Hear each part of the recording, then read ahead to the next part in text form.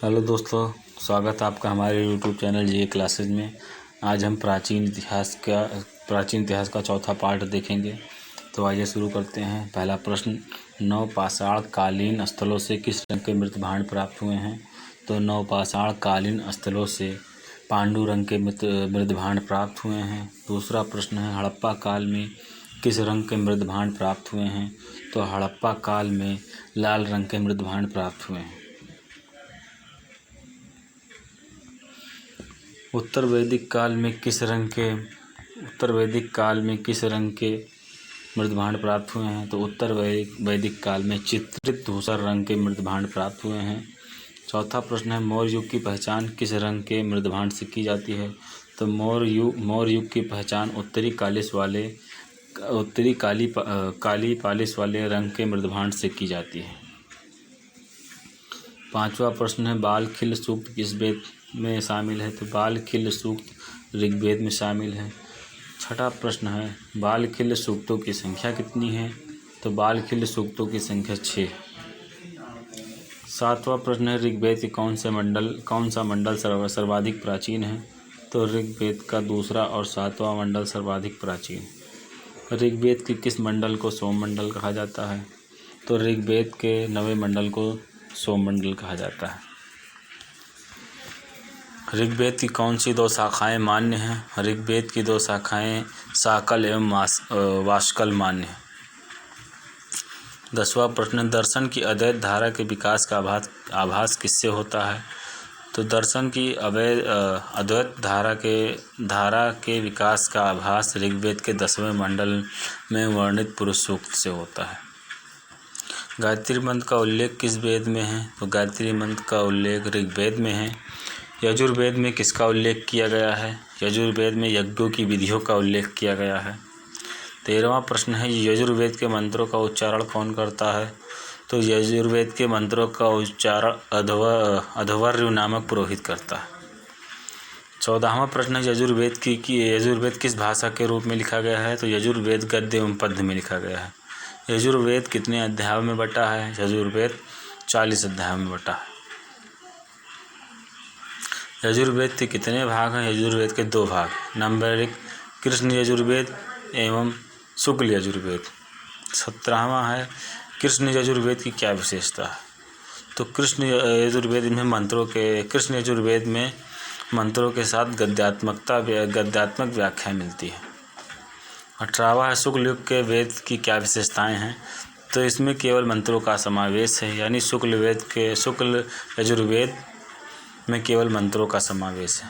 भारतीय संगीत का प्रथम ग्रंथ कौन सा है?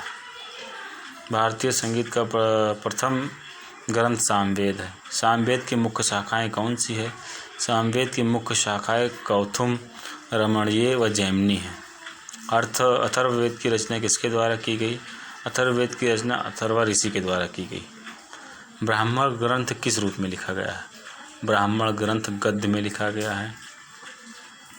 ब्राह्मण ग्रंथ क्या है? ब्राह्मण ग्रंथ गद्य में की गई सरल व्याख्या है। आरण्यक किसका अंतिम भाग है? आरण्यक ब्राह्मण ग्रंथों का अंतिम भाग है। वेदांत किसे कहते हैं? वेदांत उपनिषदों को कहते हैं। सत्यमेव जयते कहाँ से लिया गया है? सत्यमेव जयते मुंडोक उपनिषद से लिया गया है। यम नचिकेता का संवाद का वर्णन कहाँ से मिलता है? यम नचिकेता के संवाद का वर्णन कठोर उपनिषद से मिलता है। रामायण की रचना किस भाषा में हुई और किसने की? रामायण की रचना संस्कृत में हुई और इसकी जो है रचना वाल्मीकि जी ने किया। श्रीलंका सिंघल द्वीप के इतिहास का वर्णन किस बौद्ध साहित्य में है? तो श्रीलंका या सिंघल द्वीप के इतिहास का वर्णन बौद्ध साहित्य दीपवंश में है। प्रजापति देवता का वर्णन प्रमुखता से किस वेद में है? तो प्रजापति देवता का वर्णन प्रमुखता से यजुर्वेद में है। आइए दोस्तों, एक बार इस प्रश्न को जो है दोबारा फिर से देख लेते हैं।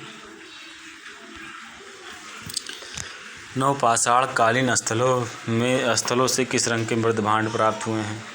तो नवपाषाण कालीन स्थलों से पांडु रंग के मृत भांड प्राप्त हुए हैं। हड़प्पा काल में किस रंग के मृत भांड प्राप्त हुए हैं? हड़प्पा काल में लाल रंग के मृत भांड प्राप्त हुए हैं। उत्तर वैदिक काल में किस रंग के मृत भांड प्राप्त हुए हैं? तो उत्तर वैदिक काल में चित्रित धूसर रंग के मृदभांड प्राप्त हुए। मौर्य युग की पहचान किस रंग के मृदभांड से की जाती है? तो मौर्य युग की पहचान उत्तरी काली पालिश वाले मृदभांड से की जाती है। बालखिल्य सूक्त किस वेद में शामिल है? तो बालखिल्य सूक्त जो है ऋग्वेद में शामिल है। बालखिल्य सूक्तों की संख्या कितनी है? तो बालखिल्य सूक्तों की संख्या 11 है। 7वां प्रश्न, ऋग्वेद के कौन सा मंडल सर्वाधिक प्राचीन है? तो ऋग्वेद का दूसरा और 7वां मंडल सर्वाधिक प्राचीन है। ऋग्वेद के किस मंडल को सोम मंडल कहा जाता है? ऋग्वेद के 9वें मंडल को सोम मंडल कहा जाता है। ऋग्वेद की कौन सी 2 मान शाखाएं हैं? ऋग्वेद की 2 मान शाखाएं शाकल एवं मास्कल हैं। दर्शन की अद्वैत धारा के विकास का आभास किससे होता है? दर्शन के अद्वैत धारा के विकास का आभास ऋग्वेद के 10वें मंडल में वर्णित पुरुष सूक्त से होता है। गायत्री मंत्र का उल्लेख किस वेद में है? गायत्री मंत्र का उल्लेख ऋग्वेद में है। यजुर्वेद में किसका उल्लेख किया गया है? यजुर्वेद में यज्ञ की विधियों का उल्लेख किया गया है। यजुर्वेद के मंत्रों का उच्चारण कौन करता है? यजुर्वेद के मंत्रों का उच्चारण अध्वर्यु नामक पुरोहित करता है। यजुर्वेद किस भाषा रूप में किया गया है? यजुर्वेद गद्य एवं पद्य में लिखा गया है। यजुर्वेद कितने अध्याय में बटा है? यजुर्वेद 40 अध्याय में बटा है। यजुर्वेद के कितने भाग हैं? यजुर्वेद के 2 भाग हैं। नंबर 1 कृष्ण यजुर्वेद एवं नंबर 2 शुक्ल यजुर्वेद। कृष्ण यजुर्वेद की क्या विशेषताएं हैं? कृष्ण यजुर्वेद में मंत्रों के साथ गद्यात्मक व्याख्या मिलती है। शुक्ल यजुर्वेद की क्या विशेषता है? शुक्ल यजुर्वेद इसमें केवल मंत्रों का समावेश है। भारतीय संगीत का प्रथम ग्रंथ कौन सा है? भारतीय संगीत का प्रथम ग्रंथ जो है सामवेद है। सामवेद की मुख्य विशेषताएं कौन सी है? सामवेद की मुख्य विशेषताएं कौथुम, राणायनीय व जैमिनीय है। अथर्ववेद की रचना किसके द्वारा की गई है? तो अथर्ववेद की रचना अथर्व ऋषि के द्वारा की गई है। ब्राह्मण साहित्य किस भाषा रूप में ये लिखे गए हैं? तो ब्राह्मण साहित्य गद्य में लिखे गए हैं। ब्राह्मण ग्रंथ क्या है? ब्राह्मण ग्रंथ गद्य में की गई सरल व्याख्या है। आरण्यक किसका अंतिम भाग है? तो आरण्यक जो है ब्राह्मण ग्रंथों का अंतिम भाग है। वेदांत किसे कहते हैं? उपनिषदों को वेदांत कहते हैं।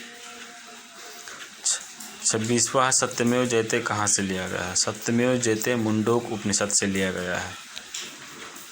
यम नचिकेता के संवाद का वर्णन कहाँ से मिलता है? तो यम नचिकेता के संवाद का वर्णन कठोर उपनिषद से मिलता है। रामायण की रचना किस काल में हुई और किसने की? रामायण की रचना किस भाषा में हुई और किसने की? रामायण की रचना संस्कृत भाषा में हुई और इसकी रचना वाल्मीकि जी ने किया। श्रीलंका या सिंगल द्वीप के इतिहास का वर्णन किस बौद्ध साहित्य में है? श्रीलंका या सिंगल द्वीप के इतिहास का वर्णन बौद्ध साहित्य दीपवंश में है। प्रजापति देवता का वर्णन प्रमुखता से किस वेद में है? तो प्रजापति देवता का प्रमुखता से वर्णन यजुर्वेद में मिलेगा।